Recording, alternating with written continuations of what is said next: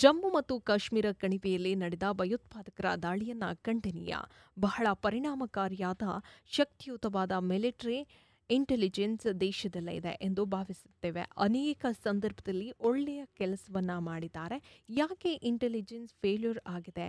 ಉಗ್ರಗಾಮಿ ಎಲ್ಲಿಂದ ಹೇಗೆ ಬಂದರು ಎಂಬುದು ಅತಿ ದೊಡ್ಡ ಪ್ರಶ್ನೆಯಾಗಿದೆ ಎಂದು ಡಾ.ಜಿ. ಪರಮೇಶ್ವರ್ ಅವರು ಅನುಮಾನವನ್ನ ವ್ಯಕ್ತಪಡಿಸಿದ್ದಾರೆ.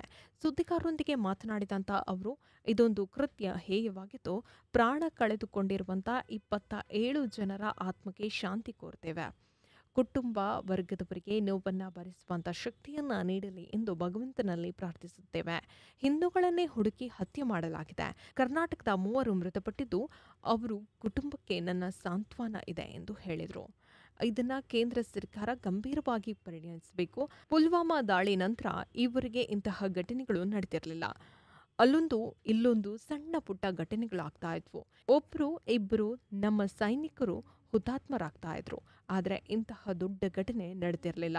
ಹಿಂದೂಗಳನ್ನ ಗುರಿ ಮಾಡಿಕೊಂಡು ನೀನು ಹಿಂದೂ ಅದಕ್ಕಾಗಿ ಕೊಲ್ತಾ ಇದ್ದೇವೆ ಎಂದು ಹೇಳಿಕೊಂಡಿರೋದು ನಿಜಕ್ಕೂ ಆತಂಕಕಾರಿ ವಿಚಾರ. ಇದು ಹೊಸತೇನಲ್ಲ ಅನಿಸುತ್ತಿದೆ.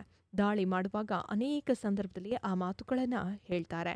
ಈ ದಾಳಿ ಪ್ರಕರಣವನ್ನ ಕೇಂದ್ರ ಸರ್ಕಾರ ಗಂಭೀರವಾಗಿ ಪರಿಗಣಿಸಬೇಕು, ಸೂಕ್ತವಾದ ಕ್ರಮವನ್ನು ಮುಲಾಜಿಲ್ಲದೆ ತೆಗೆದುಕೊಳ್ಳಬೇಕು ಎಂದು ತಿಳಿಸಿದರು.